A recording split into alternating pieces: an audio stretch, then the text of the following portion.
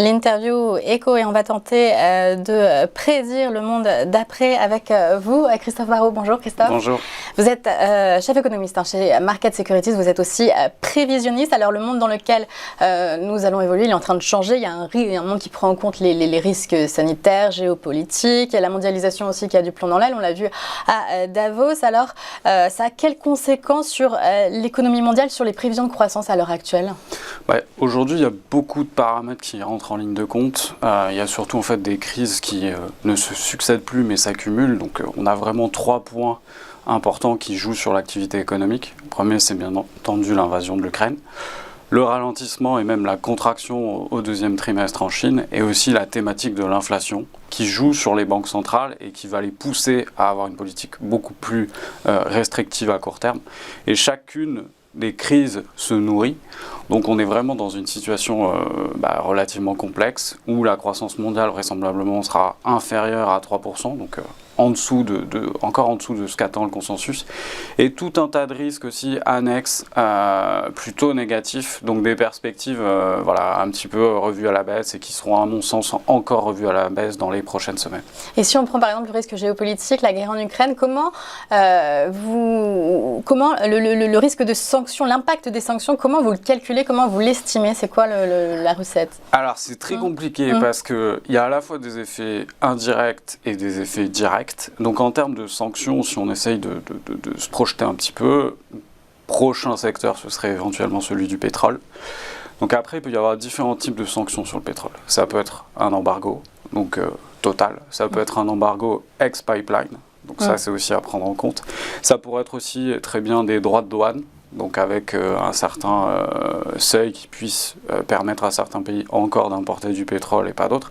Donc c'est très complexe d'avoir un scénario central là-dessus, plus le timing, et ensuite c'est qu'est-ce que ça va provoquer en termes de réaction internationale, parce que s'il y a des sanctions aujourd'hui, on peut logiquement penser que le prix du pétrole va s'emballer, donc qu'est-ce qu'il peut y avoir contre-effet? On peut imaginer un deal ensuite au niveau international avec l'Iran sur le nucléaire iranien. Donc il faut essayer d'imaginer des scénarios à plusieurs bandes. Nous, on pense qu'il y aura effectivement des sanctions sur le pétrole. Après, la question, c'est aussi de la durée. Est-ce que ça peut aussi forcer un peu la main de la Russie pour avoir un cessez-le-feu? Donc, on prend comme impact, on prend en compte un choc négatif, mais après, estimer clairement l'ampleur, ça reste soumis à beaucoup d'incertitudes et on ne va pas se mentir, c'est quasiment impossible aujourd'hui de le faire. Mais par exemple, pour les États-Unis, est-ce qu'il devrait y avoir une récession cette année? Comment vous prévoyez les choses? Alors, récession, généralement, c'est 2 trimestres négatifs. On sait que le premier a été bien négatif, revu en baisse, qu'aujourd'hui, les estimations pour le T2 sont plutôt aux alentours de 1,5-2, mais on a un risque d'avoir une consommation réelle des ménages qui s'effrite, voire qui peut potentiellement baisser sur un mois. Donc on estime la probabilité d'avoir une récession là tout de suite, elle est peut-être légèrement inférieure à 50%, et elle va être sur l'ensemble de l'année, si on prend en compte le T3, le T4, aux alentours des 50%. Donc on est vraiment sur un scénario qui sera au mieux d'un énorme ralentissement sur l'année, avec des perspectives de croissance en moyenne, donc ce qui tient compte aussi des effets de base positifs, qui sera plutôt proche de 2%, mais qui implique un énorme ralentissement. Donc ça, c'est plutôt notre scénario. Mais il y a quand même une petite chance que s'il y a un micro-choc, ça peut être une crise internationale, la Russie ça continue, l'embargo sans contre-effet, qu'il y ait une récession aux États-Unis. Et une des zones qui a le plus à craindre et à perdre des sanctions, c'est l'Europe, et pourtant les prévisions de croissance restent encore bien positives, aux alentours de 2%. Qu'est-ce qui pousse l'Europe encore à justement connaître cette croissance? Alors à la différence des États-Unis qui n'ont plus vraiment de marge sur un plan fiscal, parce qu'on a des élections, donc on a les élections, les mid-term en novembre, et on sait que tout ce qui va être décision, relance sera bloqué en amont de ces élections. En Europe, en revanche, il y a une capacité encore budgétaire à dépenser, à soutenir le consommateur via des chèques carburant, via des chèques inflation. C'est ce qui permet encore de tenir un petit peu la demande, et c'est plutôt la bonne surprise de ces dernières semaines, parce que si on regarde vraiment les données macroéconomiques en Europe, et surtout la consommation qui est quand même la clé, la consommation de services, elle repart post-Covid. Donc ça, c'est plutôt le bon point avec l'activité touristique et surtout en France qui se tient plutôt très bien. En revanche, sur les biens, voilà, on peut avoir une petite crainte parce qu'il y a un effet prix et inflation qui joue, mais il y a ce soutien budgétaire. Alors, ça veut dire qu'on a une croissance qui se tient, mais on a un déficit aussi qui est en train de remonter. Les prévisions de déficit en contrepartie sont revues à la hausse. Et le soutien budgétaire, vous le prévoyez au niveau européen, c'est-à-dire vous prévoyez un peu un accord comme après le Covid et des obligations mutualisées? Alors ça me semble compliqué parce que l'Allemagne est quand même assez réfractaire à ce système de mutualisation. En revanche, on voit c'est plutôt chaque pays va faire un petit peu sa mesure pour juguler la hausse des prix du carburant, pour potentiellement faire des chèques inflation, donc ce qui pourrait revenir.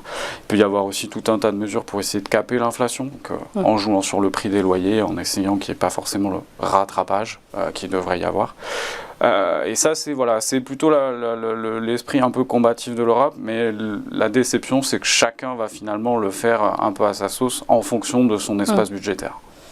Et en termes de consommation, forcément, ça a été au centre des préoccupations, notamment ces derniers jours. Est-ce qu'il va y avoir un impact différent selon le secteur de la consommation? Est-ce que, par exemple, la consommation de luxe va quand même réussir à s'en sortir? Le secteur est quand même pas mal puni depuis le début de l'année en bourse. Ouais, alors le luxe, c'est un peu différent parce que c'est assez dépendant de certaines zones, notamment l'Asie, qui subit aujourd'hui un gros ralentissement.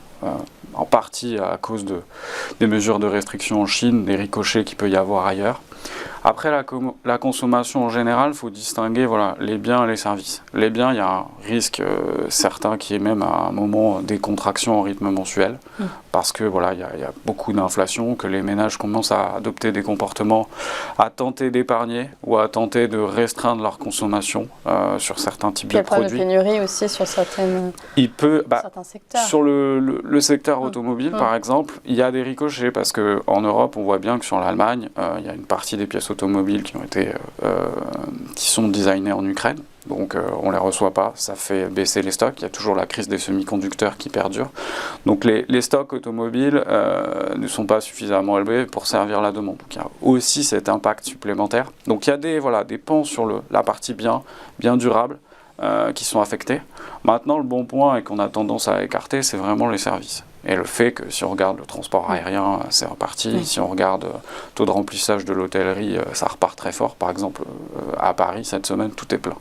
Malgré les jours fériés, après, il y a 2-3 événements exceptionnels qui font que.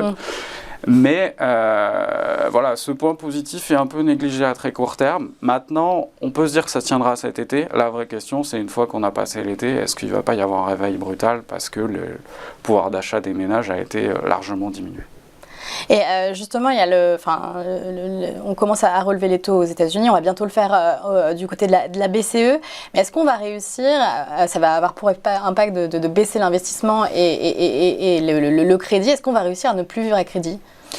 Alors, ça va dépendre des zones géographiques. Aux États-Unis, ça paraît compliqué de vivre sans crédit. On voit d'ailleurs qu'il y a une certaine tranche de population qui continue de faire beaucoup de crédits parce qu'eux sont affectés beaucoup plus directement par l'inflation. Donc la progression du crédit en mars était la plus grosse jamais enregistrée aux États-Unis. Le crédit devrait rester élevé mais se normaliser petit à petit parce qu'on ne peut pas non plus emprunter à l'infini, ce qui suggère aussi que la consommation peut rebaisser par la suite. En Europe maintenant, faut aussi se rappeler d'où on vient. On a des taux d'intérêt directeurs qui sont négatifs. Donc les relever, les repasser en territoire positif, c'est pas forcément encore quelque chose de très effrayant. C'est d'ailleurs pris en compte par les marchés.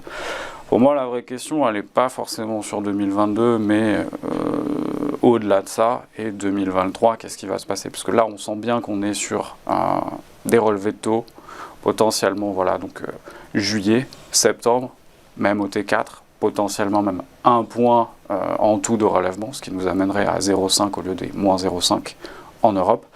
Mais qu'est-ce qui va se passer en 2023 c'est quasiment impossible de le dire, sachant tous les événements géopolitiques qui peuvent intervenir au milieu. Et surtout, l'inflation. On sait que l'inflation va rester élevée à court terme, au moins jusqu'à la fin du 3e trimestre. Maintenant, c'est la vitesse de redescente qui va compter et qui sera déterminante pour anticiper les prochains relèvements de taux. Et dernière petite question sur la Russie. On a vu hier qu'elle avait baissé son taux directeur pour un peu déprécier sa monnaie. C'est quoi sa stratégie? Parce qu'à un moment, elle voulait quand même... le but, c'était quand même de soutenir le rouble. Alors, le but, effectivement, c'était de soutenir le rouble et ça a plutôt très bien marché.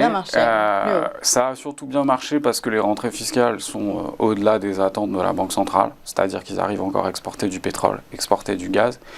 Et surtout, l'effet prix est très important, parce que si on regarde le cours du pétrole, on est largement toujours au-dessus des 100 $. On a le prix du gaz naturel qui continue de monter. Les produits raffinés aussi sur le pétrole, on en parle un peu moins, mais qui sont très élevés. Donc en termes de rentrée fiscale, ils sont largement au-dessus de leurs attentes. On a aussi en face l'euro qui s'est déprécié parce que voilà, il y a le fait que la croissance est quand même sous pression. Et finalement, le dollar qui dernièrement s'est déprécié aussi un petit peu. Donc c'est un réajustement plutôt logique par rapport aux rentrées fiscales, par rapport au niveau du rouble, qui s'était largement apprécié dernièrement. Et ça apparaît relativement cohérent à court terme. Merci beaucoup Christophe, Merci Christophe Barrault pour cet éclairage. Je rappelle que vous êtes chef économiste chez Market Securities.